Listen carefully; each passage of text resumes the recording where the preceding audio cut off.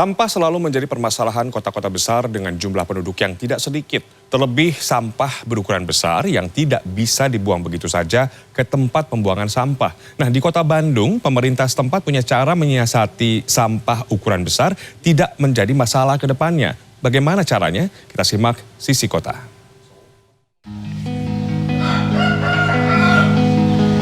Tidak dipungkiri, kita memproduksi sampah setiap harinya. Di antaranya adalah sampah besar seperti kursi, meja, sofa, kasur, dan juga barang elektronik. Sampah-sampah besar tersebut masih sering ditemukan di beberapa TPS dan juga sungai di kota Bandung. Padahal diperlukan pengelolaan khusus bagi sampah-sampah besar jenis tersebut.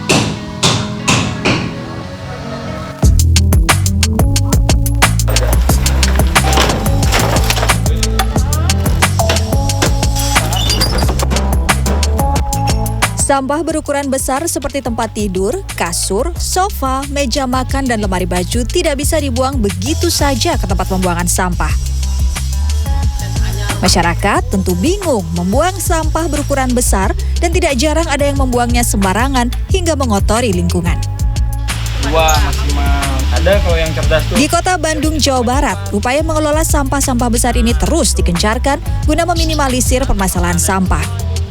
Untuk mempermudah masyarakat membuang sampah berukuran besar, Unit Pelaksanaan Teknis Pengelolaan Sampah Dinas Lingkungan Hidup Kota Bandung melakukan sistem jemput bola.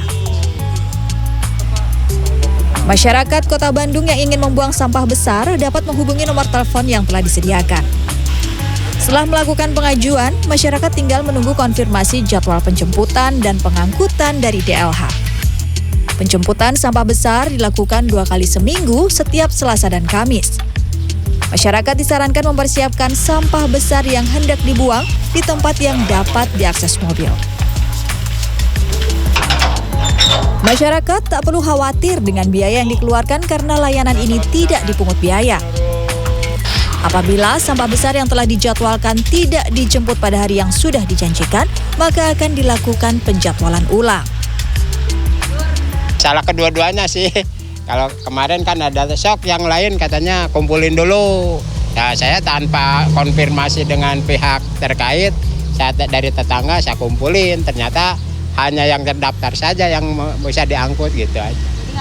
Mungkin kedepannya saya sebarlah nomor ini ke tetangga-tetangga biar mereka yang mempersiapkan diri untuk pengangkutan selanjutnya. Biasanya saya suka cari orang dekat rumah gitu yang mau buangin, cuman itu juga kadang susah sih, lama berbulan-bulan. Bahkan waktu itu saya sempat buang sofa, ada orang yang mau buangin tapi ternyata dia simpen di pinggir jalan dekat rumah, jadi ya nggak ada hasil apa-apa gitu.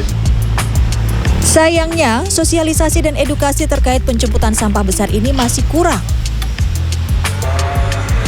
Setelah tim mengikuti proses penjemputan sampah besar ini, ternyata masih ada masyarakat yang belum mengetahui jika barang yang bisa diambil adalah harus yang didaftarkan terlebih dahulu dan dibatasi maksimal 2 item saja. Sehingga tadi juga tim harus memberikan pengertian lebih lanjut kepada masyarakat sekitar. Nih Pak, di mana? Sini.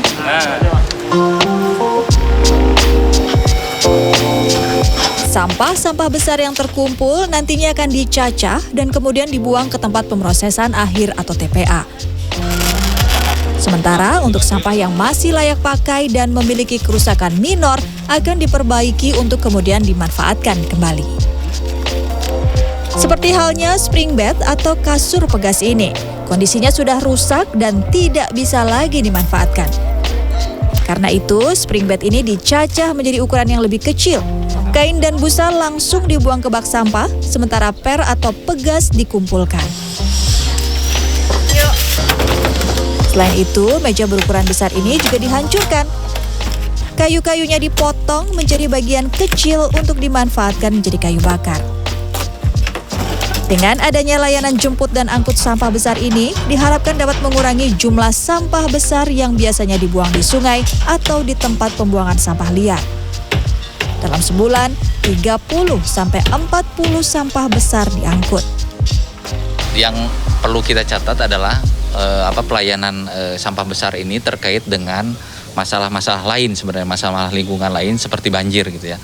Ada beberapa kasus memang di Kota Bandung Dan terjadinya salah satu penyebabnya banjir itu adalah tersumbatnya saluran oleh sampah-sampah besar gitu ya. Posisi itu yang menjadi penting sehingga kita memunculkan layanan terkait layanan jemput sampah besar. Sementara itu, Direktur Eksekutif Wahana Lingkungan Hidup Indonesia Jabar menyebut, inisiasi yang dilakukan oleh pemerintah Kota Bandung mengenai layanan jemput sampah besar ini merupakan langkah yang positif.